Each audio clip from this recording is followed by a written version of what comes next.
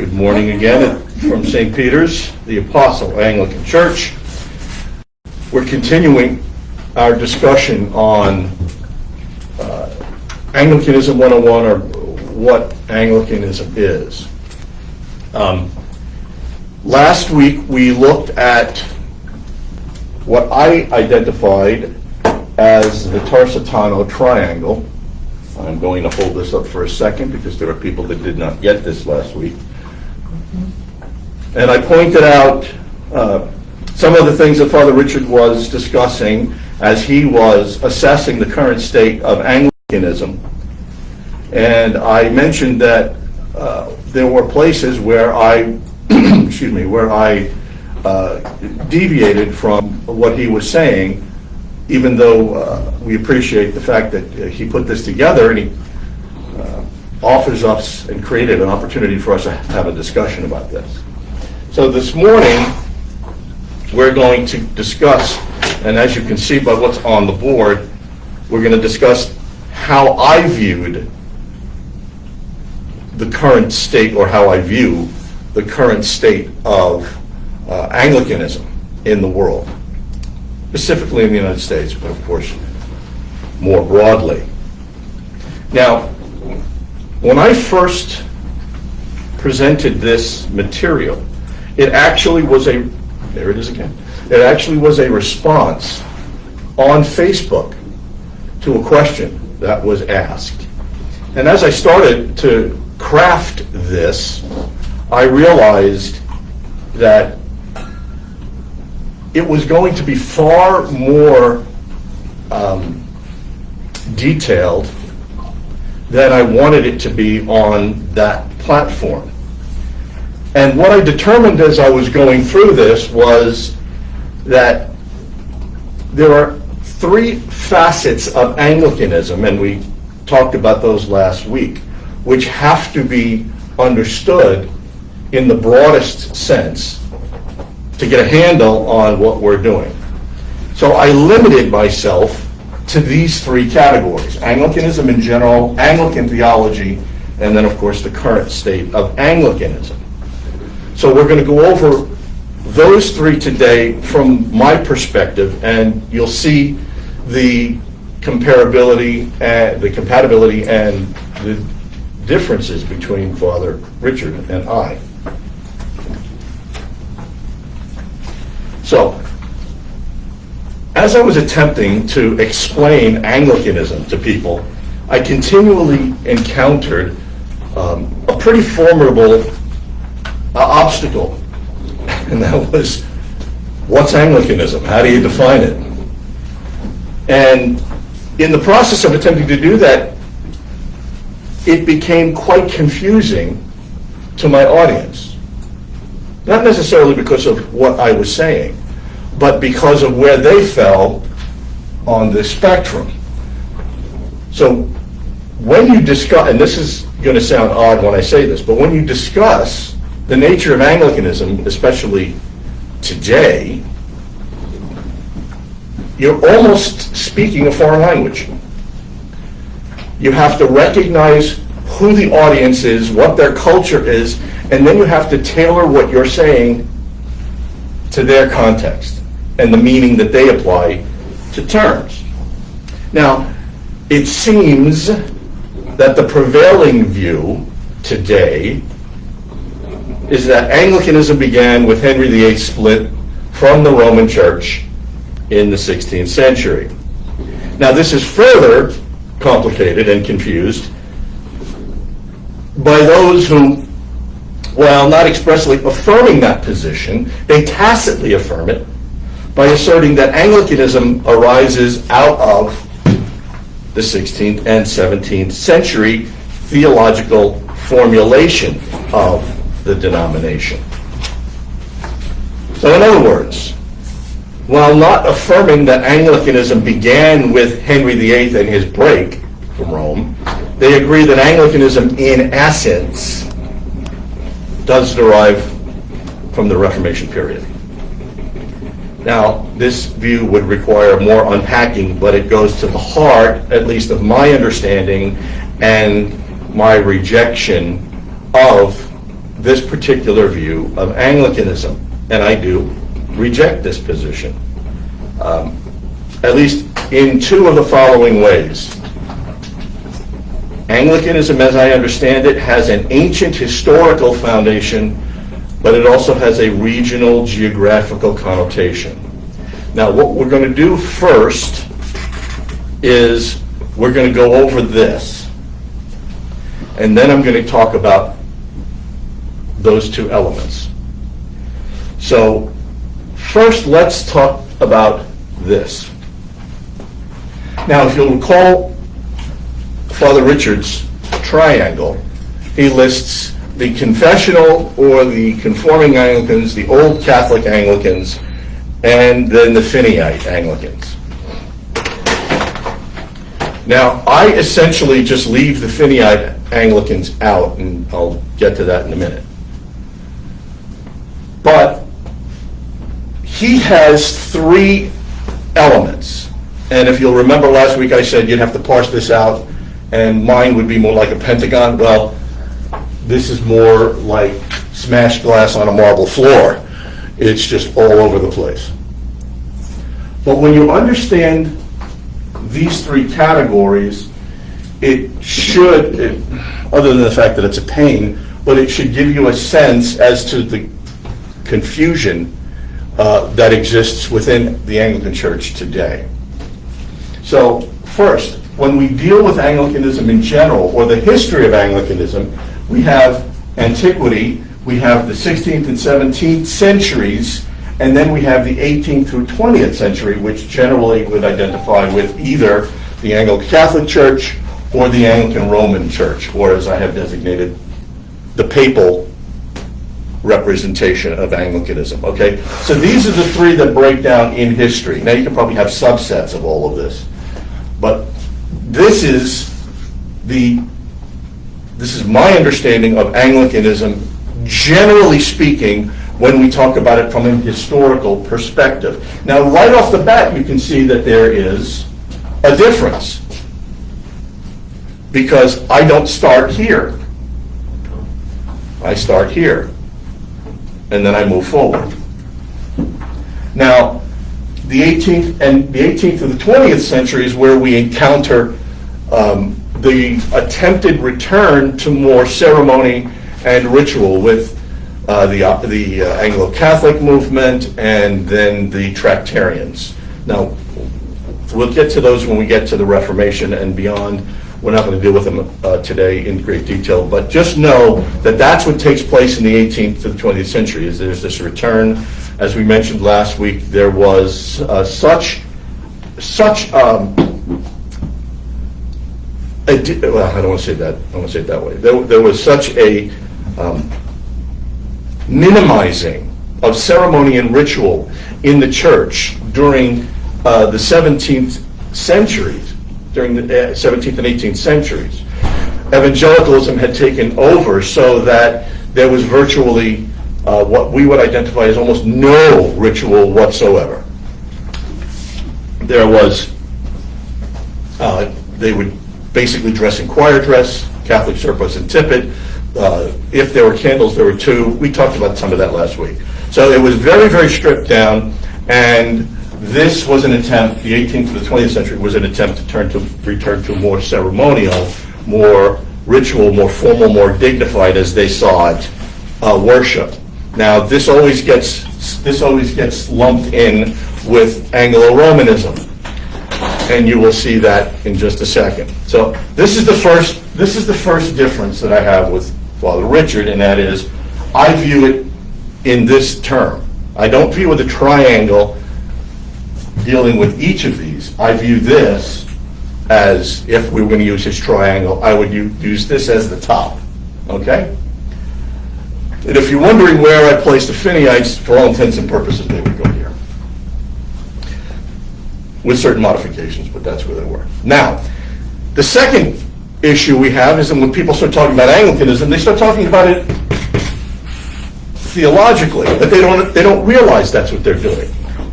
They immediately start telling you what they believe as Anglicans in theological terms. well, I only accept this, I only accept that, I accept this is what defines my view of Anglicanism. And there are essentially three different expressions today. We have the low church, and now I know last week we said that low and high church really have virtually no meaning anymore. However, they still can be useful in small amounts. Low church used to mean evangelical. High church used to mean that which was loyal to the crown. Obviously, it doesn't mean that anymore. I'm high church, but I'm evangelical. I believe in the expression of sharing the gospel, preaching the gospel from the pulpit. Not that they didn't, but this is when you get into forcing systems into labels. So at first there was the low church, the Puritan or the Presbyterian form of Anglicanism. And this is very, very, very common. This arose within the Reformation period and became a very powerful force within Anglicanism. And then there's the Anglo-Catholic and the Anglo-Roman positions. Now this is where much of the confusion occurs in any discussion in Anglicanism, because when you hear this discussion take place, people will ask, are you Anglo-Catholic? Well, what they mean is, are you essentially Roman light? That's what they mean. Are you a stripped down, bare bones Roman Catholic? You accept all of the theology of Rome, but you don't accept certain major dogmas. Purgatory, although some Anglicans do accept purgatory, papal infallibility, perpetual virginity of Mary, that goes both ways, but these are the things that are generally identified with Rome, and that's what Anglo-Catholicism gets lumped into, and that is incorrect. Anglo-Catholic is not Anglo-Roman. Anglo-Roman is something completely different.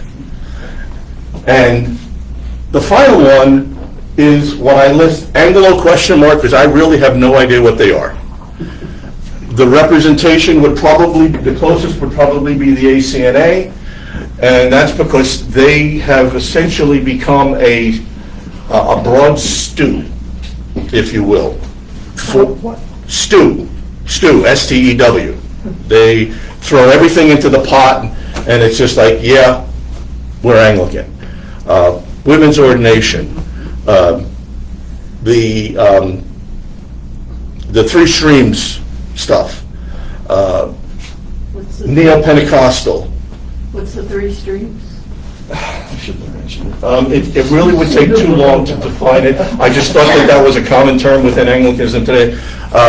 Traditional Anglicanism, charismatic movement, and prayer book liturgy. I guess that's the best way to describe it. It just takes longer because it's much more involved than that. So these are the three theologically we have to deal with when we're talking about Anglicanism. So somebody says, what is Anglicanism? Well, you're going to define it historically, or you're going to define it theologically. Now, here's an interesting thing.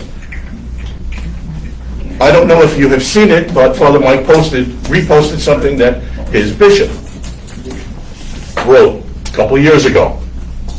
It is the epitome of this position right here. Now, he calls himself high church. He's nowhere near high church. He's a very, very, he identifies it as what the English high churchmen are, which is essentially low churchmen with a cope. That's essentially what they are. But when you read through that article, you can see here there is no mention of antiquity, doesn't go back to the early church at all, and when he does talk about Anglo-Catholicism, he talks about it out of the side of his mouth as an insult. In other words, he, who should know better because he's a church historian and he did his work in the English Reformation, he should know that Anglo-Catholic does not always mean Anglo-Roman. But it's lazy scholarship, and that's what we encounter today. We encounter lazy, sloppy scholarship. So it's very easy to just call people names, and you commit the genetic fallacy, guilt by association, And then you can dismiss them. I don't have to deal with them anymore.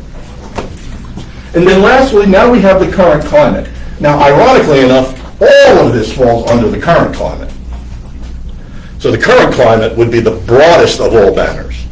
But in the current climate, what we have is the continuing Anglican movement and all 200 plus of her denominations, which is a crime and a sin. We have the Protestant Episcopal Church. I don't know what they call it. What they call themselves, tech now, or what do they call themselves? I don't pay any attention to those people. But the Protestant, now we have the Episcopal Church, and then we have the C of E. And then, of course, there's our outliers, the ACNA. This is what's going on today. Now, we've talked about the continuing Anglican movement briefly. 200 denominations that believe the same thing. They all believe the same thing. The difference, somebody doesn't like the fact that you wear a colored vestment, somebody does. Somebody doesn't like the fact that a bishop holds up 2 fingers when he blesses you, somebody holds up 3. It's the stupidest reasons, and I really mean the stupidest reasons to separate. And I've said this before. At the judgment seat, I don't want to be anywhere near these guys. Because when Jesus asks, why is it that you all use the same prayer book and you believe the same thing, then you couldn't get together for 5 minutes. I don't want to be anywhere near those. I got my own issues I got to deal with. I don't want to deal with that. The PEC and the CVE, they're not even churches. They're not even churches. They have abandoned everything that stands for Christianity. They are not Orthodox. Most of them don't even believe in the deity of Christ. What I don't understand is why people keep going back to try and identify with the Church of England. What's the historical draw to going back and trying to be a part of a 16th century denomination that no longer exists? Status. Anglophiles. Well, but practically speaking, it's pointless. If we're trying to make some sort of impact or inroad into the world today, who cares what the 1604 canons say? Nobody believes them anyway. They're identified specifically with the Church of England. So move on.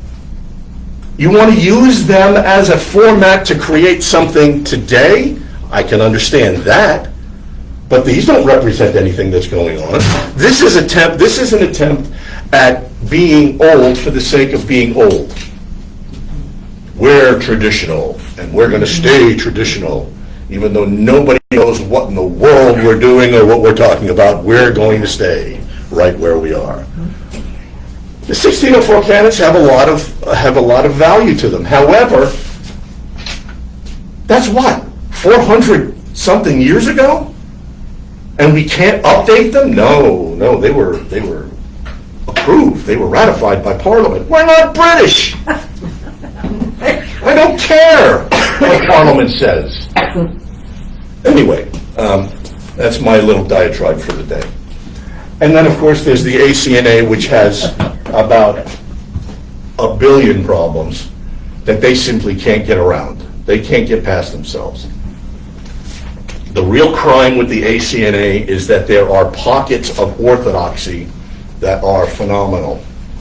The Diocese of the Living Word with Bishop Julian Dobbs, the Anglican Diocese of All Nations with Bishop Felix Orgy, phenomenal men, magnificent jurisdictions doing great work. They will not succumb to the pressure of ordaining women, of recognizing same-sex marriages, transgender, dysphoria. They refuse to ordain women in their diocese, and they battle because of that.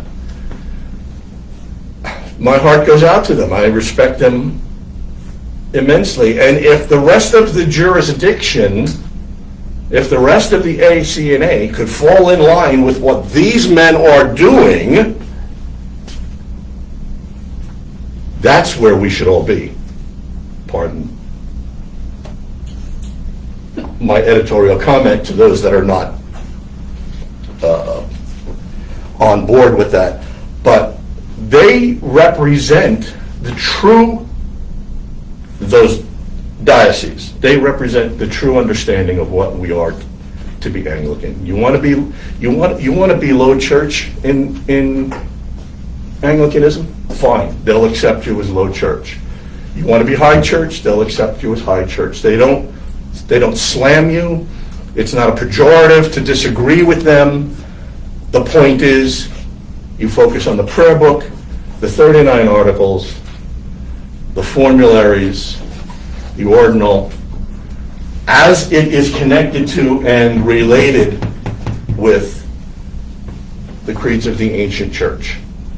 We start here always and move forward, always. Now, as you can see, this is a bit more parsed out than what Father Richard mentioned.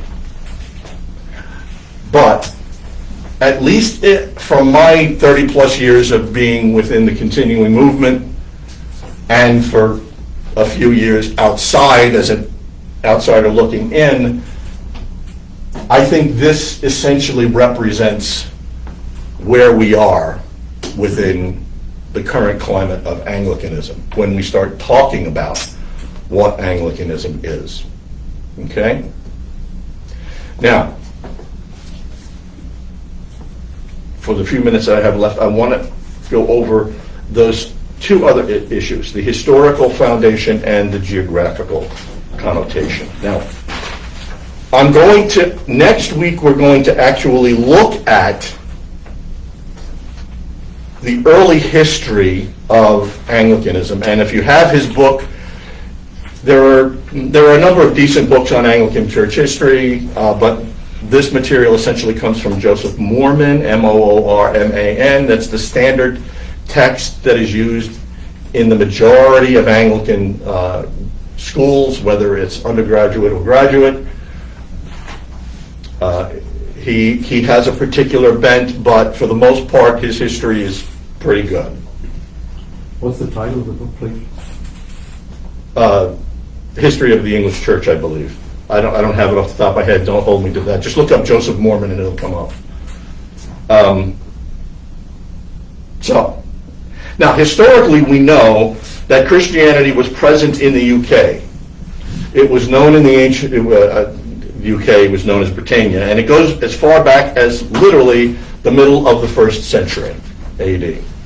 Okay? Claudius invades Great Britain around the mid-40s, and with Claudius he took soldiers, Roman soldiers that were Christian. And does everybody have this written down? Can I erase this? Mm-hmm. Yes? No? Okay. Yes. All right. And I'm erasing it for this reason, because archaeologically we know that there was a church in Great Britain, because when they found Roman barracks that had been established, and this was around, they dated this around 130. This is what they found. And they found this carved into the doorposts of the Roman barracks. This is 1st century? They dated this to 130, so they dated this to the 2nd century.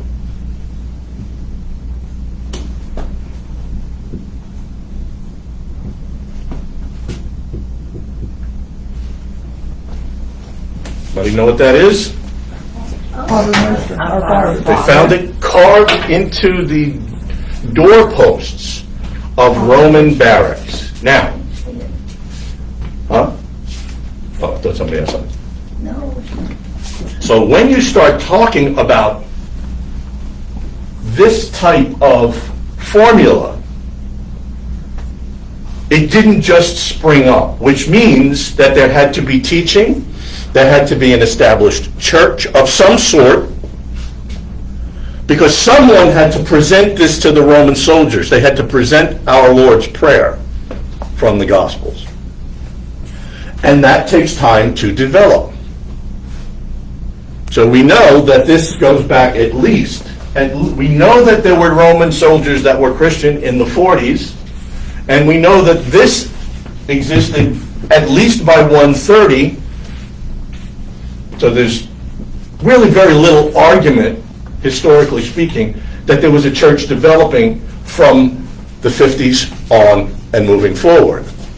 And we know that there was a church there because later on we had British bishops showing up at various councils. So the idea that Anglicanism began in the Reformation period is historically, let's just say it's historically difficult to assert. Because we know all of this. We know there was a church that existed there. Now, this is the historical idea. This then creates a geographical or regional concern. And what do I mean by that? What I mean by that is this. The manner in which you define Anglicanism can be identified either geographically, locally, regionally, theologically, or both.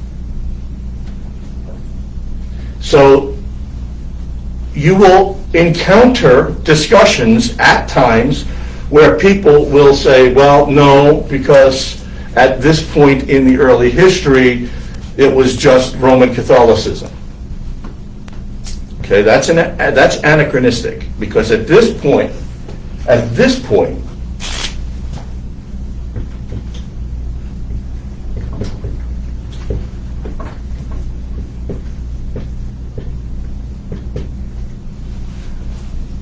Roman Catholicism didn't exist. Not the Roman Catholicism that we know, the organization that we know today.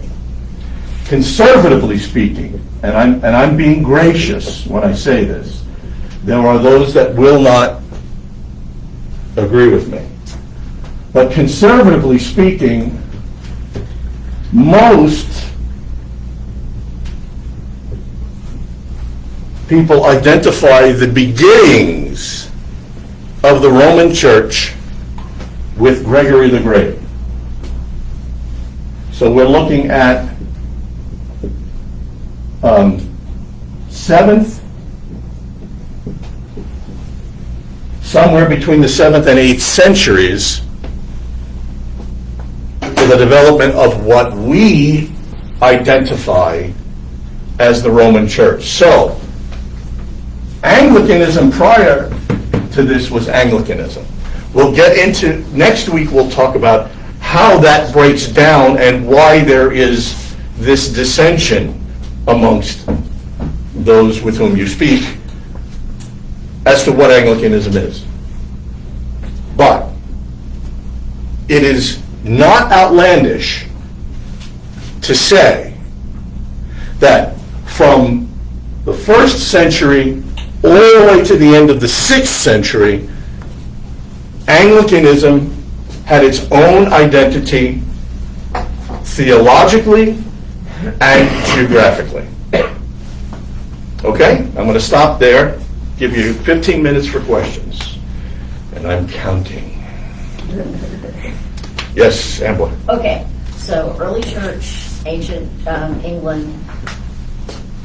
What I've read is that was essentially completely stamped out by the time of Margaret in, what was that, 1300s?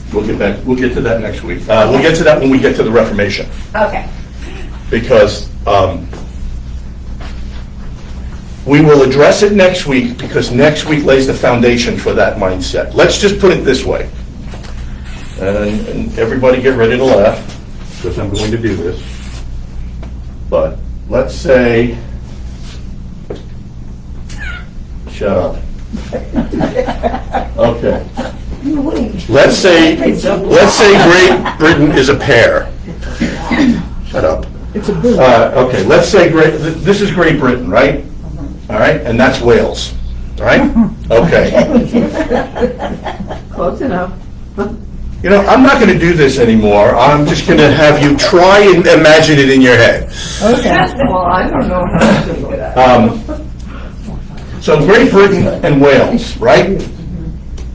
Well, and I'm not going to go any further than this because I'm going to talk about it next week. These areas were, and actually I have to put London in here. These areas were controlled by 7 different kingdoms. And because they were controlled by 7 different kingdoms, you had 7 different expressions of Anglicanism and 7 different expressions of Christianity. So the idea that Margaret stamped out and then, well, I'm going to stop right there.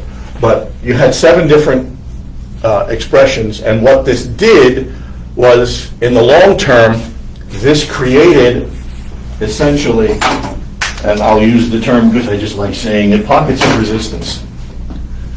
And that's what wound up happening. And we'll unpack that later when we move forward. Okay. Anything else? No questions, all right. I have too many questions, I can't express them. Well, pick one. This is your time. Nothing? So the biggest problem that I have run into is that people did not realize that Anglicanism was around before Henry VIII, and everybody learns that Henry VIII is the one that divided them from Rome, but they don't understand what that meant. And that's why they think that Henry VIII, as mean and awful as he was, started Anglicanism. And so how do you defeat that when you're trying to explain to someone that Anglicanism was actually a religion, so to speak, before Henry VIII got involved? I would start with what I just said, that we had a church in the ancient, and So he could get a divorce. what Henry did was a political break more than it was a political break more than anything else. Religion just happened to be a part of that because Cranmer wanted to grant him the divorce, but Rome said no. And Henry was angry, and I don't want to get too much into this, but Henry was angry because Charles, who was the emperor and pope, granted divorces to other magistrates. But Catherine was his aunt. That's why he was opposed to the divorce. Right. And so people that know the history. Well, now you know the history. Well, no, I knew that. Okay. But what I'm saying is that people that we're talking to aren't fully aware of what happened back in the history, because they don't teach history anymore. They don't teach anything anymore. No, that's true.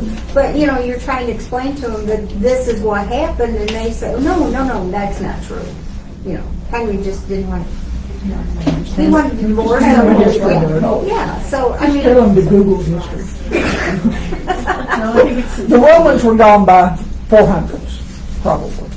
The Romans were what? Were gone out of England.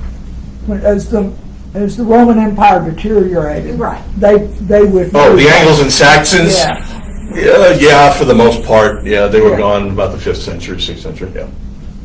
So you're saying the various kingdoms filled in the vacuum politically.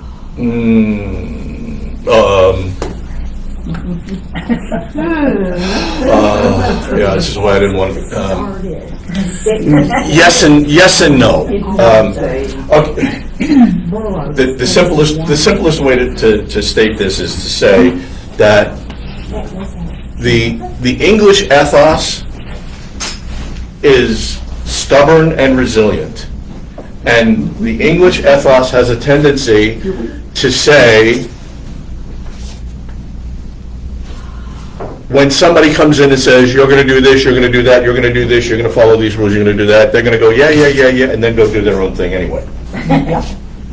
I mean, that's essentially what that's what the English ethos is. You know, we'll listen to what you've got to say, and then we're just going to be ourselves. And that's essentially what took place. And that's why these seven kingdoms become so important, because I can't talk because I won't have anything to talk to you about next week, so I'm going to stop. But that's what I'm going to discuss next week. The combining of the 7 kingdoms to make one kingdom? No, that took years and that took centuries. Well, yeah, I mean, that's kind of like every other. And even today, Great Britain is not unified. So, Wales and Scotland, Ireland, you have, I mean, you can sit there and delineate various areas of Great Britain where they just are not going to acquiesce. So, the thing with Henry, very simply, I would say, you just tell them, on the one hand, that's correct because Henry politically broke from Rome, but theologically, there was always a representation of British Christianity within Great Britain that existed behind, quote unquote, behind the scenes. Always. Look at Wycliffe. Look at Tyndale. Look at all of these guys that existed within the continent of Great Britain. So, yes, sir, JP. Tarsitano's description here a decent augment, or is this just something a little loose? That's loose understanding of where Christianity derived. I would, for the most part, I would agree. It's when he gets above the roots. That's where I would probably part company from him a little bit. But generally speaking, yeah, that's the position. A whole bunch of the various... All of the break-offs and the sects and all of that, yeah. Going. That was one. Couldn't the Orthodox Eastern churches claim the original English church just as much as Rome? I mean, because when all of this was happening, they were all one church. It's kind of They certainly do. Well, yeah, the difficulty always comes in when you start... Geographically. Yeah, geographically, yes, but the difficulty always comes in when you start talking about theology. Because, well, no, I don't, no, that's not what I mean. What I mean is the East has an Eastern mindset as to how it deals with theology, and then the West has a Western mindset. So the East might claim geographical provenance, but theologically, the West is... I'm just saying that it was all one church when it started. It wasn't until the big schism that I think... Well, it was one church in the fact that they were unified under the title of Christianity, but by the time you get to the 8th, 9th, and 10th centuries, Yeah, but there were in just... the 700s when you're saying that Rome tries to claim it all the way back to the beginning as Roman, right? Yeah. Yeah. I'm just saying that isn't there an argument to make somewhere in there that's kind of... Well, if you're looking at who has practical claim due to presence, then Rome has a stronger claim from that standpoint. Because Rome's there, they were there. There's no question about it. They were there. But even though Christianity was unified, not everybody was Eastern and not everybody was Western. The Orthodox Church has its own mindset. It has its own way of doing things. I get all. I'm just saying. Right, but that would create the difference. Say it was Roman all the way back. I think one of the things to say, questions to say back is that it was all one church. So why do you get to claim it 700 or 800 years later when there's this other group that could claim it? Well, then this would be their argument. The argument would be they may claim it theoretically and theologically, but we were physically there. They weren't. So that's why I'm saying that the providence would be we had boots on the ground, they didn't. at least not to the degree that Rome did. Whether that amounts to a hill of beans, I don't know. I mean, okay, well, that's totally off to the side. Okay. But anyway, in the sense that there was a unified church, yeah. I mean, everybody could claim everything. Right. That's all I'm saying. Yeah, but that really doesn't resolve anything when you think about it. How does it resolve the identity of? Well, I think it calls into question that Rome is just, seems to me that Rome just claims things. Okay, well then, okay, let me ask you, let me push back. We got 2 minutes, let me push back a little bit. And I'm not saying that you're wrong, but let me ask you this. Then what is it that you believe determines providence?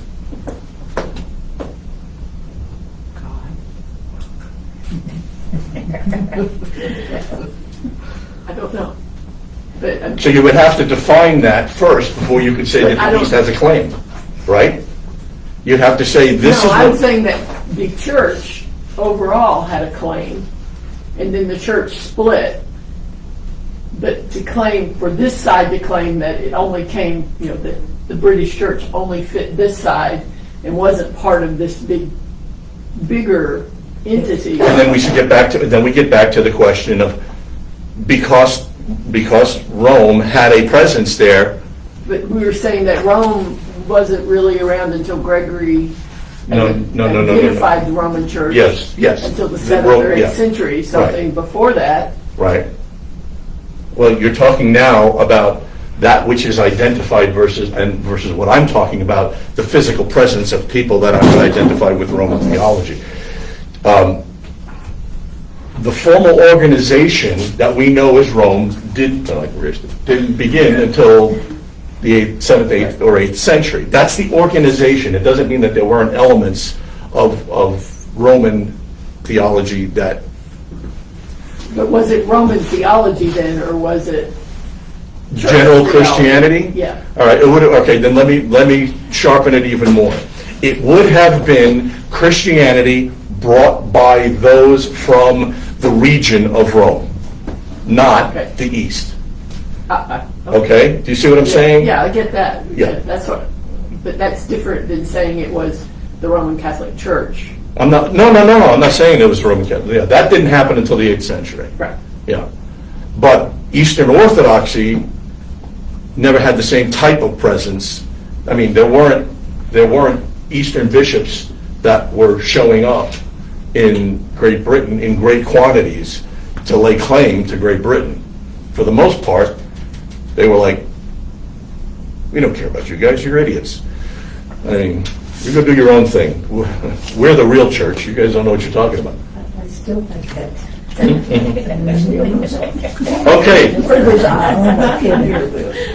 When you had the remnants on Iona.